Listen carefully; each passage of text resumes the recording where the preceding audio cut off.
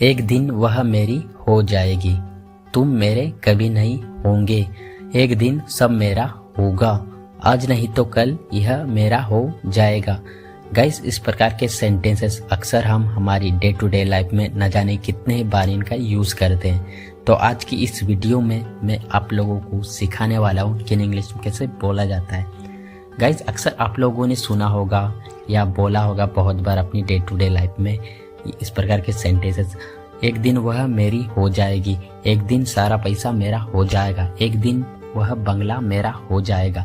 तो इस प्रकार के सेंटेंसेस को बोलने के लिए इंग्लिश में जो स्ट्रक्चर का यूज़ किया जाता है वो है subject plus will be plus mine plus other word.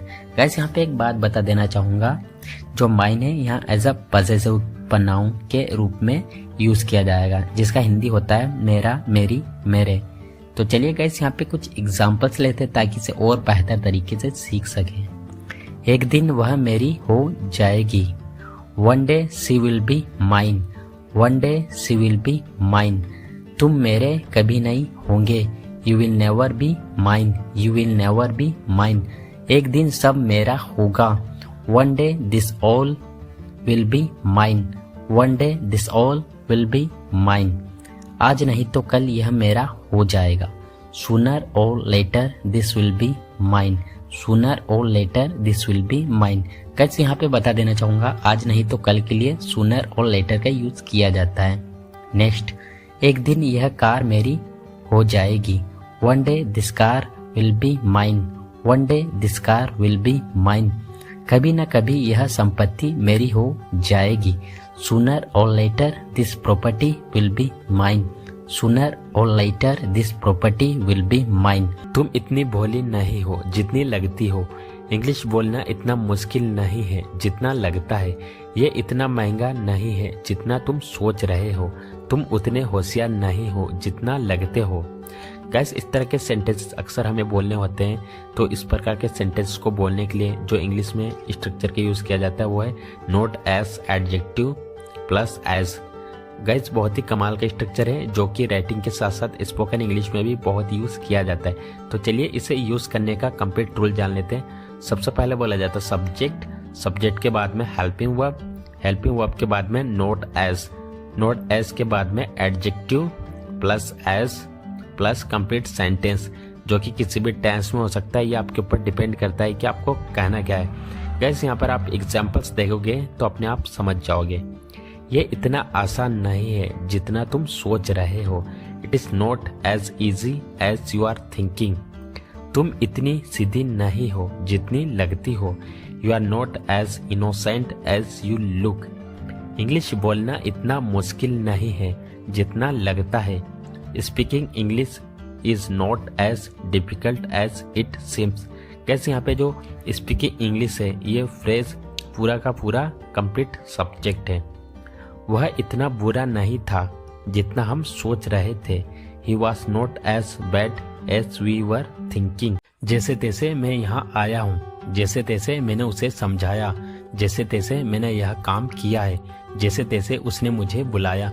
Guys, इस प्रकार के सेंटेंसेस अक्सर हम हमारी डे टू डे लाइफ में न जाने कितनी ही बार इनका यूज़ करते हैं, या आप लोगों ने किया भी होगा और सुना भी होगा। तो आज की इस वीडियो में मैं आप लोगों को सिखाने वाला हूँ कि इन्हें इंग्लिश में कैसे बोला जाता है। तो इन्हें इंग्लिश में बोलने के लिए हम समहाउ का यूज़ करते हैं, जिसका मतलब होता है जैसे तैसे या जैसे तैसे करके। तो चलिए इसका कंप्लीट स्ट्रक्चर जान लेते हैं। सबसे पहले हम लिखेंगे कंप्लीट सेंटेंस, जो कि किसी भी टेंस में हो सकता है, या आपके ऊपर डिपेंड करता है कि आप कहना क्या चाहते हो। तो उसके बाद लिखेंगे समहाउ। तो चलिए गाइस, यहाँ पे कुछ एग्जांपल्स लेते हैं ताकि इसे और बेहतर तरीके से सीख सके। जैसे तैसे मैं यहाँ आया हूँ, I have come here somehow, I have come here somehow. जैसे तैसे मैंने उसे समझाया, I made him understand somehow, I made him understand somehow. जैसे तैसे मैंने यह काम किया है, I have done this work somehow, I have done this work somehow. जैसे तैसे उसने मुझे बुलाया, she called me somehow, she called me somehow. जैसे तैसे हम मुंबई गए, we went to Mumbai somehow, we went to Mumbai somehow. जैसे तैसे वह पास हो गया, ही गोट पास समहाउ, ही गोट पास समहाउ। जैसे तैसे हम मिले, we met somehow, we met somehow. शुरू में ऐसा होता है, शुरू शुरू में वह मुझसे बहुत प्यार किया करती थी। शुरू शुरू में हर किसी से गलती होती है। शुरू शुरू में मुझे नहीं पता था। गाइस, इस प्रकार के सेंटेंसेस अक्सर हम हमारी डे टू डे लाइफ में न जाने कितने ही बार इनका यूज करते हैं। तो आज की इस वीडियो में मैं आप लोगों को सिखाने वाला हूँ कि इन्हें इंग्लिश में कैसे बोला जाता है। खास तौर पर 3 स्ट्रक्चर का यूज किया जाता है। Initially, in the beginning, in starting. आप इन तीनों में से किसी का भी यूज कर सकते हो। तीनों का एक ही मतलब होता है। उसके बाद लिखेंगे कंप्लीट सेंटेंस, जो कि किसी भी टेंस में हो सकता है। ये आपके ऊपर डिपेंड करता है कि आपको कहना क्या है। तो चलिए गाइस, यहाँ पे कुछ एग्जांपल्स लेते हैं ताकि इसे और बेहतर तरीके से सीख सके। शुरू शुरू में ऐसा होता है। Initially it happens. Initially it happens. शुरू शुरू में वह मुझसे बहुत प्यार किया करती थी। Initially she used to love me a lot. Initially she used to love me a lot. शुरू शुरू में हर किसी से गलती होती है। Initially everyone makes mistake. Initially everyone makes mistake. शुरू शुरू में मुझे नहीं पता था। Initially I didn't know. Initially I didn't know. शुरू शुरू में तुम्हें दिक्कत हो सकती है। Initially you can find difficulty. Initially you can find difficulty. शुरू शुरू में हम बहुत बात किया करते थे। Initially we used to talk a lot. Initially we used to talk a lot. शुरू शुरू में मैं उसके बारे में नहीं जानता था। Initially I didn't know about her. Initially I didn't know about her. शुरू शुरू में वह बहुत मोबाइल चला करता था। Initially he used to operate a mobile a lot. Initially he used to operate a mobile a lot. Guys, आज के लिए बस इतना ही। अगर आपको वीडियो पसंद आया तो वीडियो को लाइक करें। अगर आप हमारे चैनल पर पहली बार आए हो तो चैनल को सब्सक्राइब करना ना भूलें। मिलते हैं नेक्स्ट वीडियो में। Till then take care, keep practising, have fun.